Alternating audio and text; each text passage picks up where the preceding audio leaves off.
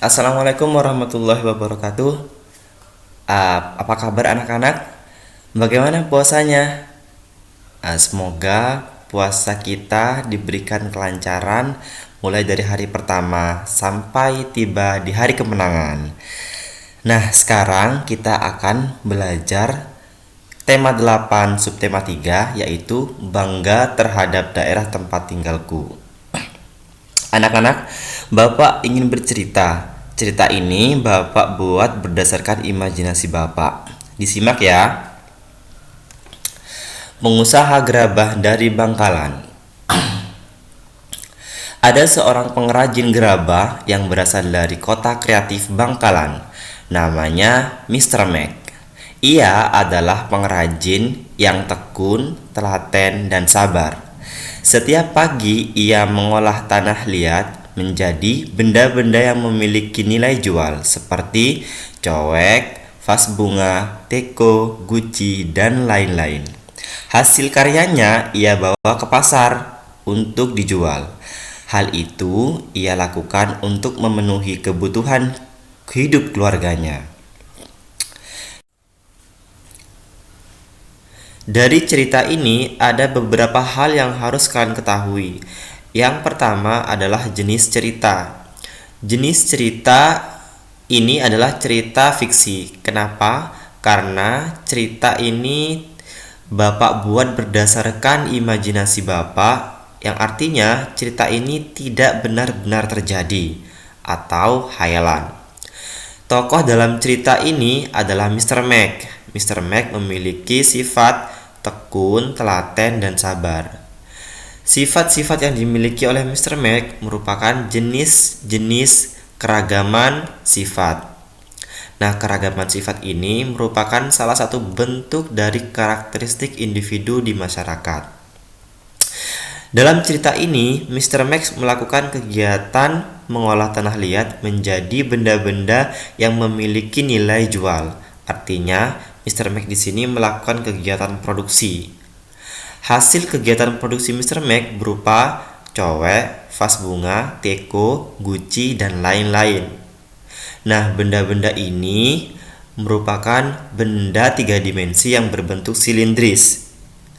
Dalam melakukan kegiatan produksi ini, Mr. Mac menerapkan gaya dalam kehidupan sehari-hari, yaitu gaya dapat mengubah bentuk benda. Nah, ada 5 materi pokok yang dapat kita ambil dari cerita tadi. Yang pertama adalah tokoh dan penokohan dalam cerita fiksi. Yang kedua adalah karakteristik individu dan manfaatnya. Yang ketiga, kegiatan ekonomi. Yang keempat, karya seni 3 dimensi. Dan yang terakhir adalah pengaruh gaya terhadap gerak benda. Mari kita bahas satu persatu. Yang pertama, tokoh. Tokoh ada 2, tokoh utama dan tokoh tambahan. Tokoh utama, tokoh yang selalu ada dalam setiap peristiwa dari awal hingga akhir cerita. Tokoh tambahan adalah tokoh yang melengkapi tokoh utama.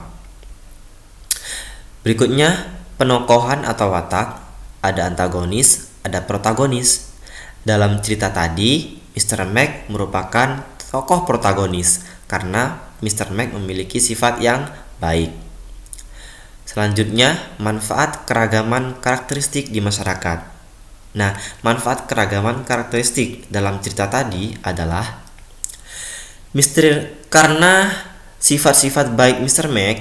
Mac bisa menjadi pengusaha gerabah yang sukses. Nah, manfaat keragaman karakteristik yang lain adalah yang pertama, kita dapat belajar saling menghargai karakter setiap individu. Kita dapat belajar bersosialisasi, kita dapat belajar toleransi, kita dapat saling melengkapi satu sama lain, kita bisa hidup rukun dalam masyarakat. Kemudian selanjutnya adalah kegiatan ekonomi.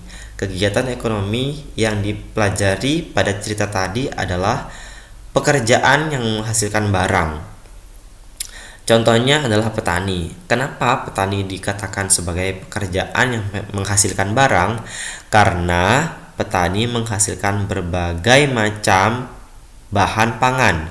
Contohnya padi, ada jagung juga, dan lain-lain. Contoh lain adalah nelayan. Nelayan juga dikatakan sebagai pekerjaan yang menghasilkan barang karena nelayan menghasilkan berbagai macam jenis ikan.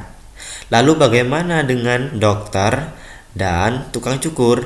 Dokter dan tukang cukur adalah pekerjaan yang menghasilkan jasa.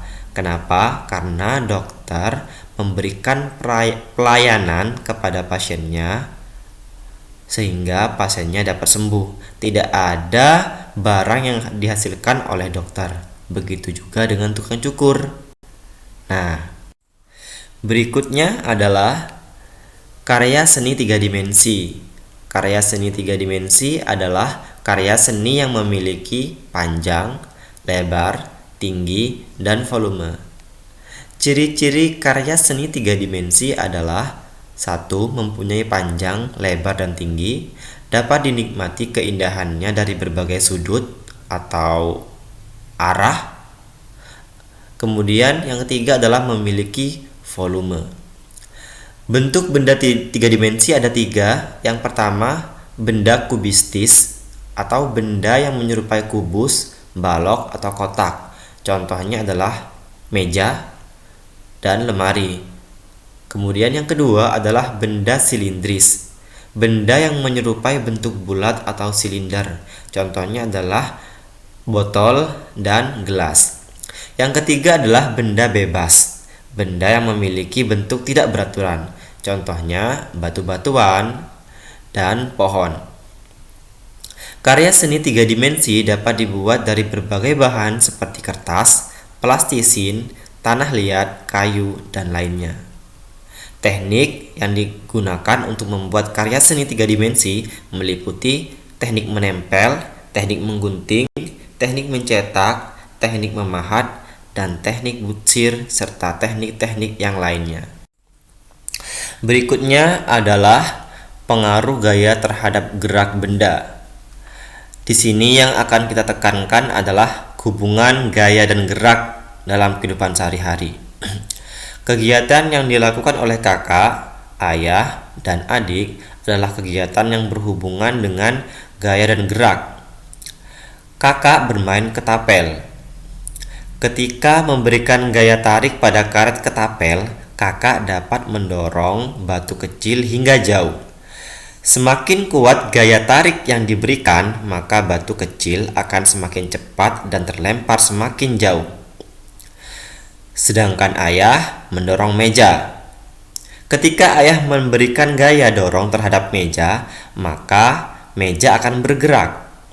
Semakin besar gaya dorong yang ayah berikan, maka semakin cepat gerak meja tersebut. Nah, karena adik memahami hubungan gaya dan gerak dalam kehidupan sehari-hari, maka adik menerapkan dalam melakukan kegiatan sehari-hari. Nah, apa yang dilakukan oleh adik? Adik menggunakan katrol ketika menimba air. Hal itu ia lakukan untuk mempermudah mengangkat ember dari sumur. Coba bayangkan seandainya adik tidak menggunakan katrol, pasti adik akan kesulitan untuk mengangkat ember yang berisi air dari dalam sumur.